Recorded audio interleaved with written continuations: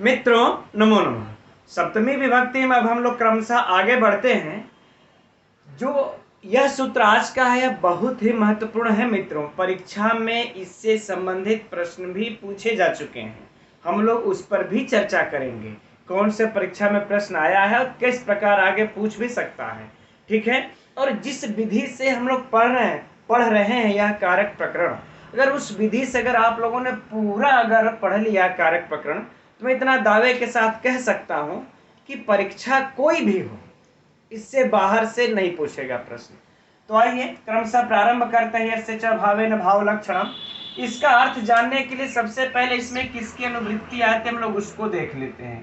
सप्तमी की अनुवृत्ति चली आती है, ठीक। अब इसके पूरे अर्थ को समझते हैं।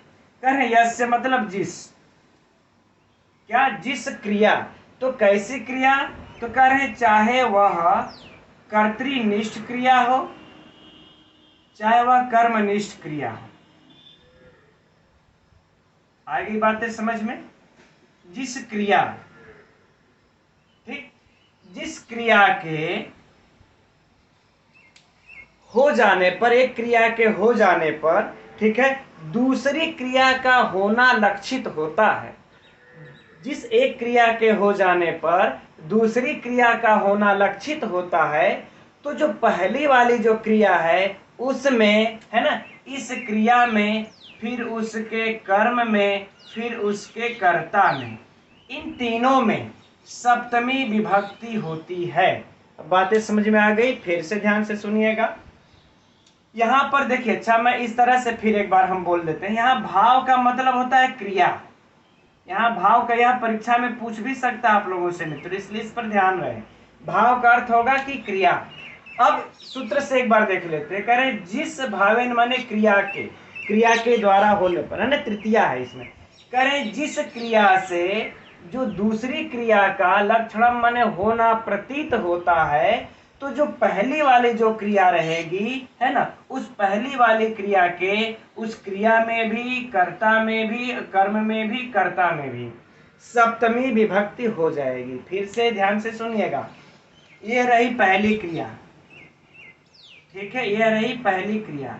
इस पहली क्रिया के हो जाने पर दूसरी, जब एक क्रिया होती है, यह क्रिया पहले हो गई, तो यह क्रिया के हो जाने पर यह दूसरी क्रिया क्या हो रही है, लक्षित हो रही है ना, यह हमें लक्षित हो रही है।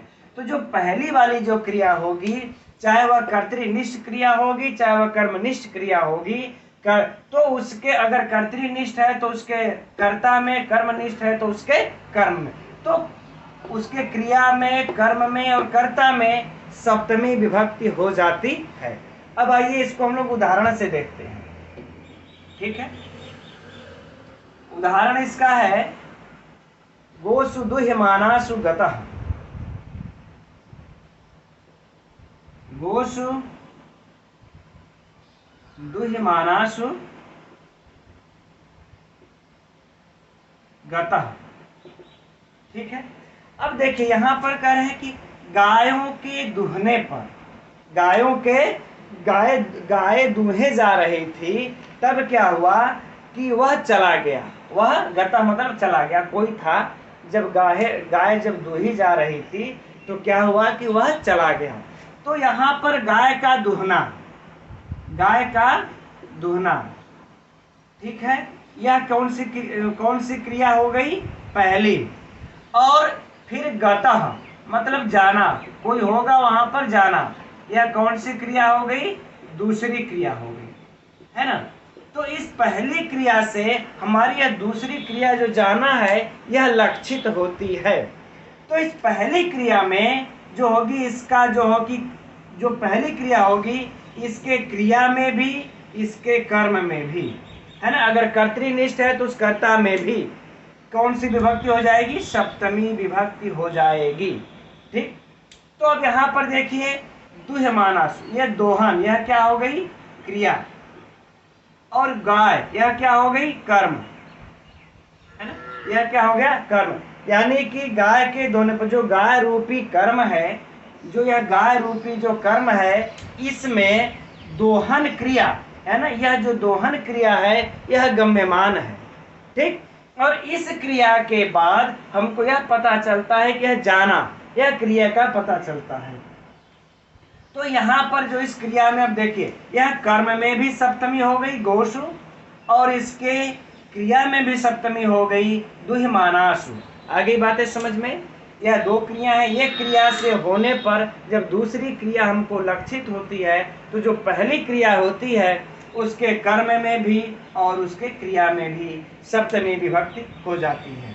अब मित्रों, परीक्षा का प्रश्न है कि इस यहाँ पर इसमें जो सप्तमी विभक्ति हुई है कर्म में, किस सूत्र से सप्तमी विभक्ति हुई है, क्रिया में भी किस सूत्र से सप्तमी हुई है। तो कहीं आप लोगों को भटकने की जरूरत नहीं है। परीक्षा में यदि इससे पूछता है तो यस्य च भावेन भाव लक्षणम से ही आपको इसी सूत्र से ही इसमें सप्तमी विभक्ति हो रही है, चाहे वह कर्म में हो रही है चाहे क्रिया में। अगर कर्ता में होगी तो कर्ता में भी इसी सूत्र से ही सप्तमी विभक्ति होगी, दूसरा कोई सूत्र नहीं आएगा। ठीक, तो यह परीक्षा में उदाहरण दे करके भी पूछा है। अच्छा, अब अगला जो बहुत सी परीक्षाओं में जो प्रश्न पूछा है वह है कि भावे सप्तमी, है ना, इसको भावे सप्तमी और एक इसको सती सप्तमी भी कहते हैं ना, इसको भावे सप्तमी और एक सती सप्तमी भी कहते हैं। तो यह दोनों आप लोग याद रखिएगा। अब परीक्षा का प्रश्न, यह बिल्कुल दिमाग में नोट कर लीजिएगा कि भावे सप्तमी किस सूत्र से होती है, किस सूत्र को कहते हैं। तो यह यस्य च भावेन भाव लक्षणम, है ना, और चाहे सती सप्तमी तो यस्य च भावेन भाव लक्षणम। इससे संबंधित घुमा फिरा करके मित्रों परीक्षा में बहुत से परीक्षाओं में प्रश्न पूछ चुका है। तो हमें यह भावे सप्तमी और सती सप्तमी को भी याद रखना होगा। ठीक है, अच्छा, अब चलते हैं, अब आगे बढ़ते हैं। एक वार्तिक कार आ जाते हैं। ठीक है, यहाँ पर एक वार्तिक कार आते हैं। बस यहाँ पर हम लोगों को यही याद रखना है कि इसे हम भावे सप्तमी और सती सप्तमी भी कहते हैं, है ना। अब वार्तिक कार आकर के एक वार्तिक में कहते हैं, सूत्र को वार्तिक को लिख लेते हैं, अर्हाणाम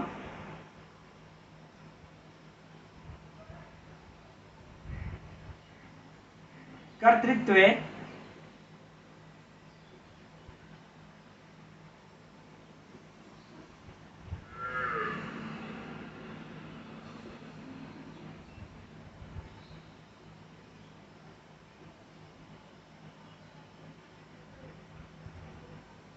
तद वैपरीत्ये च,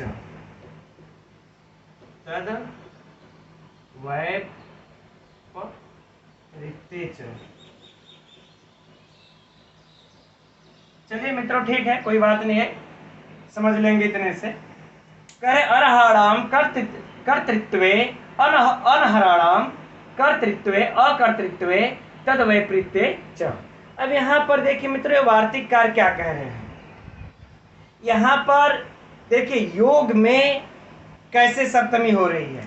ठीक है, कह रहे एक तो यहाँ पर दो बातें आती हैं। एक कह रहे हैं कि अर्हाणाम, जो कि योग्यता रखता हो, अर्हता जो रखता हो, है ना, अर्हता जो रखता हो, कह रहे योग्य को। इधर से थोड़ा लिखते हैं,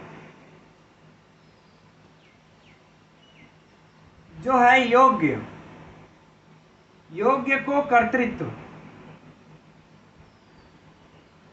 ठीक, और एक हो गया अयोग्य, अयोग्य का अकर्तृत्व। कहने का भाव इनके यह है कि जो योग्य होगा वह करेगा और जो अयोग्य होगा वह अकर्तृत्व, वह नहीं करेगा। बात इतना आई।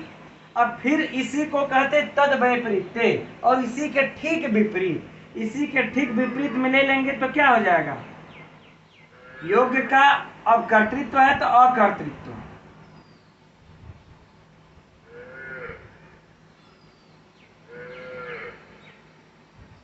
अकर्तृत्व, अच्छा यहां पर थोड़ा सा मिस्टेक है।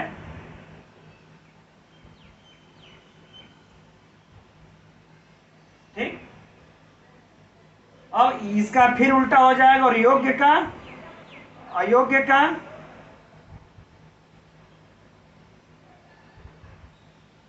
अयोग्य का कर्तृत्व। ठीक, अब इसको आप लोग समझ लीजिएगा। यहाँ पर देखिए, जो योग्य है वो करेगा, जो अयोग्य है वह नहीं करेगा। और यहाँ पर जो योग्य है वह नहीं करेगा और जो अयोग्य है वह करेगा, यानी कि ठीक विपरीत। तो फिर सब इसका वार्तिक सब उदाहरण देखते हैं कि अरहराम यानी कि जो हरता रखता हो, जो योग्यता रखता हो, उसके कर्तृत्व करने, और फिर करते हैं कि अनहराम, है ना। और जो अयोग्य है फिर उसका कहते हैं, यहाँ से हम जब म में हलंत लगा देंगे तो अकर्तृत्व, जो अयोग्य है उसके नहीं करने, तो जो अयोग्य है उसके नहीं करने यह हो गया, और जो योग्य है उसके करने पर यह हो गया। एक बार इसके फिर करे तद वैपरीत्य, और करे ठीक उसके विपरीत, उसके विपरीत यानी योग्य के फिर हम उलट देंगे, करे इनके, ठीक, इनके बतलाने में कर्ता और या उसके बोधक जो क्रिया होगी, उन दोनों में ही सप्तमी विभक्ति होगी। अब यहाँ पर देखिएगा मित्रों, यहाँ पर हम लोग जो क्या समझ रहे थे, मैं थोड़ा सा भेद कर दे रहा हूँ आप लोगों को कि यहाँ पर चाहे कर्ता हो, चाहे कर्म हो, चाहे क्रिया हो, है ना, इन तीनों में सप्तमी विभक्ति हो रही थी। लेकिन ये कह रहे हैं यहाँ पर जब योग होगा तो सिर्फ और सिर्फ कर्ता में और क्रिया में सप्तमी होगी। ऐसा बतलाए जाने पर फिर से समझिएगा, योग्य का कर्तृत्व, अयोग्य का अकर्तृत्व, योग्य का अकर्तृत्व, अयोग्य का कर्तृत्व, ऐसा बतलाए जाने पर कर्ता में और क्रिया में सप्तमी विभक्ति होती है। बस यहाँ पर तीनों हो रही थी, स्वार्तिक में दो में हो रही है। इसका एक एक करके उदाहरण देखते हैं हम लोग। पहला है योग्य के, इसमें सत्सु तरस्तु, सत्सु तरत्सु, है ना। जो सज्जन है वह तैरते हैं, और जो असज्जन है यानी जो असंता है आस्ते, असंता आस्ते, ठीक। अर्थात सज्जनों के तरने पर या तैरने पर, जो भी उदाहरण कर ले, अलग अलग पुस्तकों में लिखा है, सज्जनों के तर जाने पर असज्जन असंत, असज्जन लोग क्या करते हैं, आसते, बैठे रहते हैं ना, आसते बैठे रहते हैं। और तो अब एक किताब में अभी लिखा है सज्जनों के तैरने पर, है ना। तो अलग अलग किताबें अलग अलग हिंदी लिखे लोग, सज्जनों के तैरने पर असज्जन बैठे रहते हैं। तब यहाँ पर देखिए सज्जन है, यह योग्य है, यह क्या है, योग्य है। तो योग्य है, तो योग्य को यहाँ पर कर्तृत्व दिखाया गया है कि जो योग्य है वह कर रहा है ना। तो यहाँ पर जब योग्य को कर्तृत्व दिखाया गया तो यह सज्जन तैर रहे थे, क्या हो गई, क्रिया, ठीक। तो यह योग्य है और यह इनके अंदर क्रिया का हम यहाँ पर कर्तृत्व पहले लिख देते हैं, ठीक। इन योग्य के कर्तृत्व होने पर अर्थात जो योग्य है वह क्रिया कर रहा है, तो यह क्या हो गए, सज्जन, सत्सु क्या हो गए, कर्ता, सज्जन, तैरना क्या हो गई, क्रिया, ठीक। तो इस कर्ता में भी और क्रिया में भी कौन सी विभक्ति हो जाएगी मित्रों, सप्तमी। आगे बातें समझ में। अच्छा, अब आगे देखते हैं इसी में। अब फिर कहते हैं अब कि असत्सु, अब इसी को हम कह देंगे असत्सु, असत्सु तरत्सु, असत्सु तिष्ठत्सु रहेगा ना, तिष्ठत्सु, असज्जन बैठे रहते हैं। अब यह अकर्तृत्व है, अयोग्य है, अयोग्य है तो अकर्ता है, कोई काम ही नहीं कर रहे हैं, ठीक। तो ये अयोग्य हैं, कोई काम नहीं कर रहे हैं, बैठे रहते हैं, और क्या कहते हैं, संतः, संतः तरन्ति। अब बातें समझ में आ गई। जो अयोग्य हैं वो बैठे हैं, और जो संतः ये तरन्ति। तो यहाँ पर क्या दिखलाया जा रहा है कि जो अयोग्य है उनका अकर्तृत्व है, अकर्तृत्व कर नहीं रहे हैं। तो यह कर्ता हो या कर्म, दोनों में जो है सप्तमी विभक्ति, यहाँ पर भी यहाँ पर भी। आगे बातें समझ में। अब ठीक इसी को हम उलट देंगे, जब उल्टेंगे तो क्या हो जाएगा, यहाँ पर योग्य योग्य को पहले लिखेंगे सत्सु, फिर अकर्तृत्व को लिख देंगे तिष्ठस्तु, तिष्ठत्सु, है ना, कि जब सज्जन बैठे रहते हैं तब क्या है असंत, असंत तरंती। अब यहां पर देखिए योग्य, जो सज्जन योग्य हैं इनको अकर्तृत्व, कुछ नहीं कर रहे हैं, बैठे चुपचाप, ये दिखलाया गया है ना। तो इन दोनों कर्ता और इनके क्रिया में भी सप्तमी विभक्ति, यहां पर अब सज्जन लोग तैर रहे हैं। फिर अब यहां पर अयोग्य को ले लेंगे असत्सु, असत्सु, अब असज्जन लोग कर रहे हैं यानी असत्सु तरंती, सप्तमी हो जाएगी तो तरत्सु। अब यहां पर संत, संत लोग क्या कर रहे हैं तिष्ठत,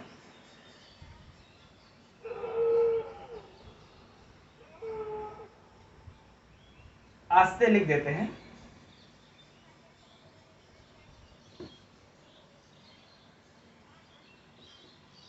आगे बातें समझ में मित्रों, फिर से समझाते हैं इसको। देखिए अच्छा, पहले एक बात और भी मोटी मोटाई से हम लोग समझ लेते हैं कि चाहे यह कर्ता हो, यहां पर देखिए यह पूरा का पूरा कौन है, ये लाइन कर्ता की है और यह किसकी है, क्रिया की है।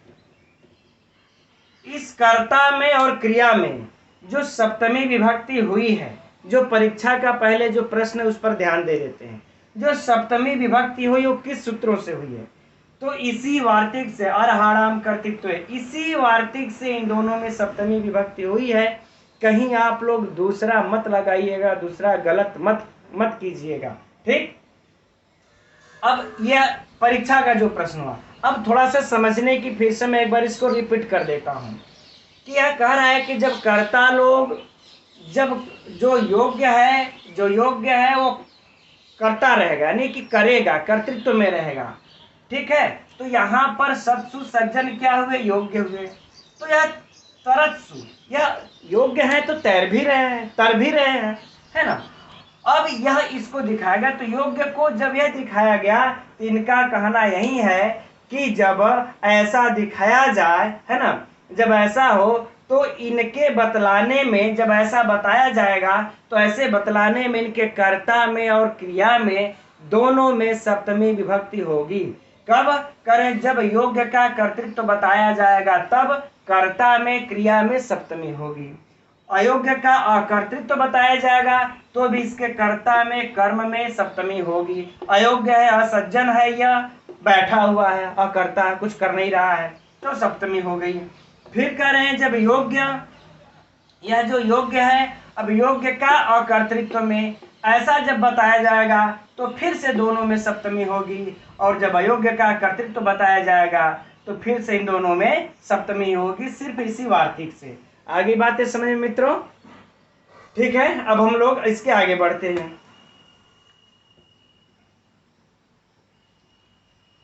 षष्ठी चानादरे, है ना, अगला जो सूत्र है षष्ठी चानादरे।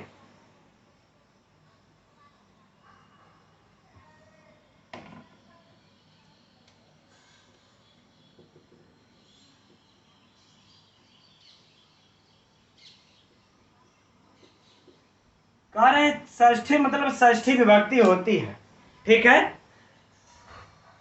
च मतलब और, अनादर मतलब अनादर अर्थ में, अनादर अर्थ में षष्ठी विभक्ति होती है, लेकिन क्या कैसे कुछ भी क्लियर नहीं है।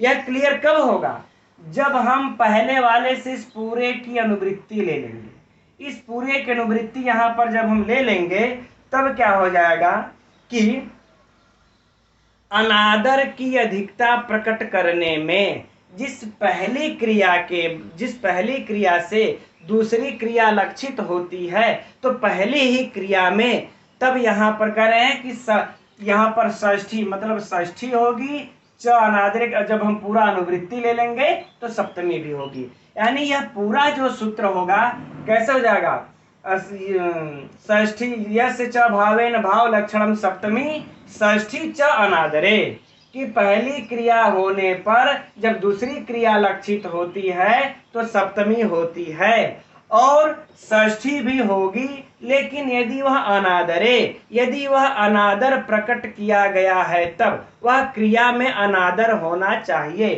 अब उदाहरण से देखेंगे तो और भी स्पष्ट हो जाएगा ज्यादा। उदाहरण में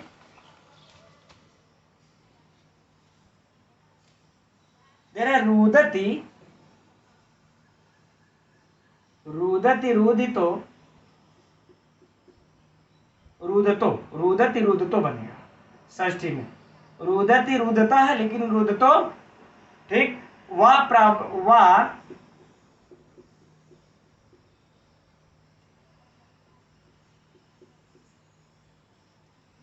प्राव्राजित, प्राव्राजित है ना, यानी कि रोते हुए पुत्र को छोड़ करके चला गया, संन्यास ले लिया, है ना। यहाँ पर संन्यास लेना, संन्यास लेना यह कौन सी क्रिया है? यह दूसरी क्रिया है, ठीक। और रोना यह कौन सी क्रिया है? पहली क्रिया है, ठीक। लेकिन यह जो पहली क्रिया हो रही है किस अर्थ में है?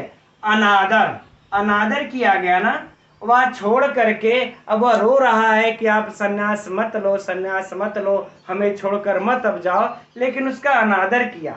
वह रो रहा था तो उसका अनादर किया और उसको छोड़ करके वह चला गया, रोते हुए को छोड़ करके चला गया, सन्यास ले लिया। तो जो यहाँ पर पहली क्रिया है तो यहाँ पर अनादर हो रही है। तो जब अनादर हो रही है तो यही बात ये कह रहे हैं कि जब अनादर होगा तो उस क्रिया में षष्ठी विभक्ति होगी और सप्तमी भी। तो रुदति सप्तमी और यह रुदतः षष्ठी। रुद धातु से शत्रु प्रत्यय लग करके बनता है रुदत, है ना।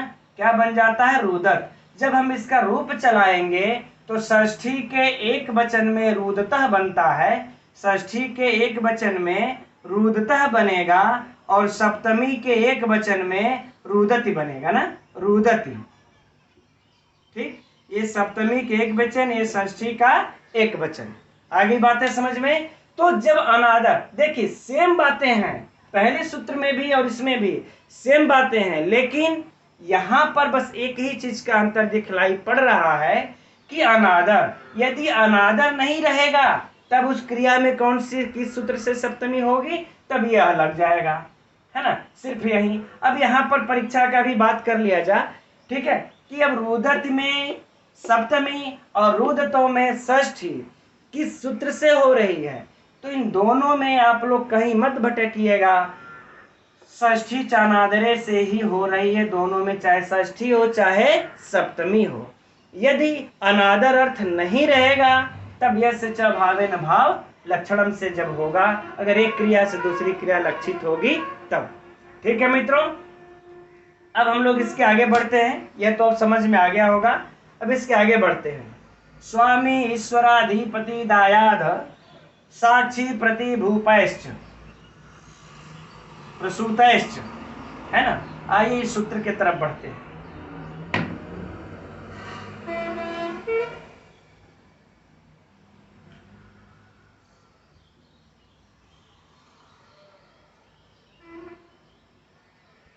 स्वामी ईश्वराधिपति दायाद साक्षी प्रतिभू, साक्षी प्रतिभू फिर प्रसूतैश्च। स्वामी ईश्वर अधिपति दायाद साक्षी प्रतिभू प्रसूतैश्च। अब हम यहाँ पर सप्तमी के, यहाँ पर हम जो है षष्ठी और सप्तमी की अनुवृत्ति ले लेंगे, है ना। यहाँ पर षष्ठी और सप्तमी की दोनों की अनुवृत्ति ले लेंगे। यहाँ पर बस क्या है मित्रों, हमें कुछ नहीं सोचना है, बस इस स्वामी, है ना, स्वामी ईश्वर अधिपति दायाद साक्षी प्रतिभू और प्रसूत, इन कितना हुआ, 1 2 3 4 5 6 7, इन सातों के योग में षष्ठी विभक्ति भी होती है और सप्तमी विभक्ति भी होती है, क्योंकि इसकी अनुवृत्ति आ जाएगी। बस इतना ही इसमें कह रहा है, इसमें और ज्यादा कुछ है नहीं। ठीक, उदाहरण देख लेते हैं। गवाम गवाम गोसु व स्वामी गायों का स्वामी, गायों का स्वामी। यहाँ स्वामी अर्थ आया, इसके योग में गाय आई, तो यह गाय में क्या हो जाएगा, एक बार हो जाएगी षष्ठी, एक बार सप्तमी। किस सूत्र से मित्रों, स्वामी स्वराधिपति दायाद साक्षी प्रतिभु प्रसु तैश्च, इसी सूत्र से इसमें षष्ठी और सप्तमी होगी। इसके लिए अगला उदाहरण देखते हैं, गवाम गोसु व प्रसूत। बस अब कुछ भी लगा देंगे, है ना, उससे कोई फर्क नहीं पड़ता, बस हमको यह देखना है कि इसमें षष्ठी होनी चाहिए और सप्तमी दोनों। गवाम गोस, गवाम कह ले, गवाम प्रसूता या गोस प्रसूता कह ले, दोनों गायों से उत्पन्न, गायों से उत्पन्न। हम कुछ भी षष्ठी भी लगा सकते हैं और सप्तमी भी लगा सकते हैं, ठीक है। यह बिल्कुल आसान सा सूत्र है मित्रों। अब आइए हम लोग अगला सूत्र पर चलते हैं, आयुक्त कुशलाभ्याम चा सेवायाम।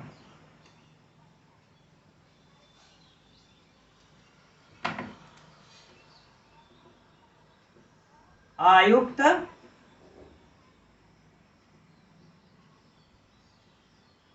कुशलाभ्याम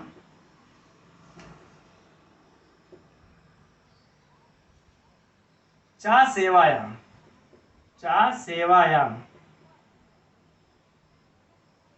अब सबसे पहले देखेंगे मित्रों इसमें किसकी अनुवृत्ति आ रही है। तो यहाँ पर भी हमको षष्ठी की और सप्तमी भी की दोनों अनुवृत्ति आ जाएगा, तो हो जाएगा आयुक्त कुशलाभ्याम। इन दोनों में च असेवा, असेवा का तात्पर्य होता है मित्रों आसेवा, चा आसेवा है ना, चा आसेवा, आसेवा का अर्थ हो जाएगा मित्रों तत्पर, क्या हो जाएगा, तत्पर, है ना, यानी कि तत्पर। तो तत्परता गम्यमान होने पर, तत्परता गम्यमान होने पर, ठीक है, आयुक्त और कुशल, आयुक्त और कुशल इन दोनों शब्दों के योग में, फिर से सुनिए, च आसेवा, च मतलब और, यहाँ पर चा नहीं रहेगा, च आसेवा, च मतलब और, आसेवा मतलब तत्पर। तत्परता गम्यमान होने पर कर रहे आयुक्त में और कुशलाभ्याम इन दोनों के योग में षष्ठी विभक्ति होती है और सप्तमी विभक्ति भी होती है। इसके लिए उदाहरण देते हैं, आयुक्त आयुक्त कुशलो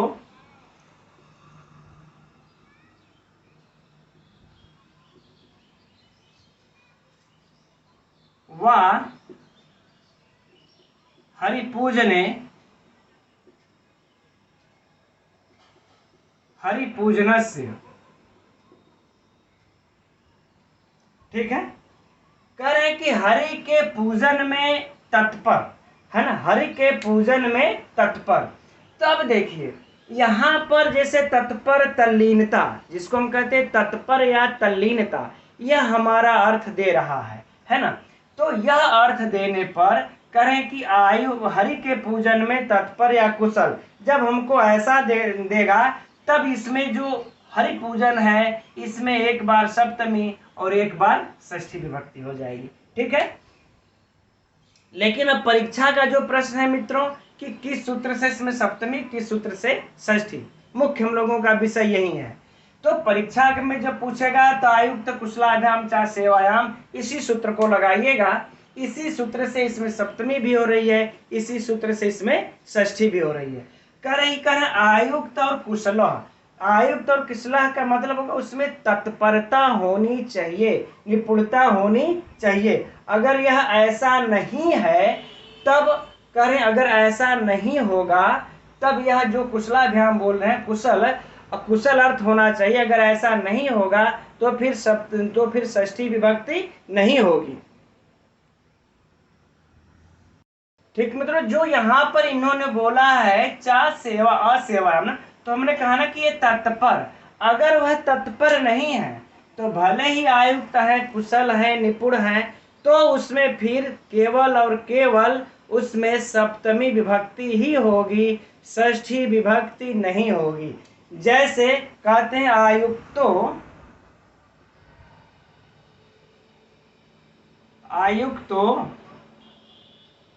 गौ शकटे, है ना। करें घोड़े में घोड़ा मतलब गाड़ी में जुता हुआ थोड़ा सा बैल, गाड़ी में थोड़ा जुता हुआ बैल, तो वो गाड़ी में थोड़ा ही जुता हुआ है ना। आयुक्त मतलब वो भी लगा है लेकिन थोड़ा, गौ मतलब यह जो बैल है यह गाड़ी में सकते यानी गाड़ी में थोड़ा ही जुता हुआ है। लेकिन जैसे यहाँ पर जो भाव हमें मिल रहा था कि हरि पूजन में तत्पर है, वह लगा है, तल्लीन है ना। तो यहाँ पर अगर ऐसा अर्थ देगा तभी इस आयुक्त और कुशल के योग में जब आएगा हरि पूजन तभी षष्ठी और सप्तमी दोनों होगी। और यहाँ पर देखिए आयुक्त शब्द तो आया, इसके योग में षष्ठी तो आया, लेकिन सिर्फ सप्तमी हो रही है, षष्ठी नहीं हो रही है। क्यों? क्योंकि इसमें ये तत्परता नहीं है, इसीलिए कहते हैं सेवायाम किम। अगर यह सेवायाम आज नहीं कहते तब क्या हो जाता, तो कह रहे हैं यदि ऐसा नहीं कहते तो आयुक्त जहां भी आता वहां भी सप्तमी षष्ठी हो जाती। यहाँ बैल तो तत्पर नहीं है ना, थोड़ा सा ही जुता हुआ है, लेकिन यहाँ पर हो जो जिसको हरि के पूजन में लगा दिया गया है वह तत्पर है। तो जब तत्परता के योग में जब उसके साथ जब आयुक्त कुशल आएगा अर्थ में, तब इनके योग में सप्तमी षष्ठी दोनों होगी। अगर तत्परता नहीं है तो सिर्फ और सिर्फ सप्तमी ही होगी। अब बातें समझ में आ गई? ठीक, उम्मीद करते हैं। अब आगे बढ़ते हैं। यतश्च निर्धारणम, यह बहुत ही महत्वपूर्ण सूत्र है मित्रों, यतश्च निर्धारणम, है ना। चलिए अच्छा, इसको हम लोग कल देखेंगे, कल की अगली वीडियो में यतश्च निर्धारणम। तब तक के लिए मित्रों नमो नमः।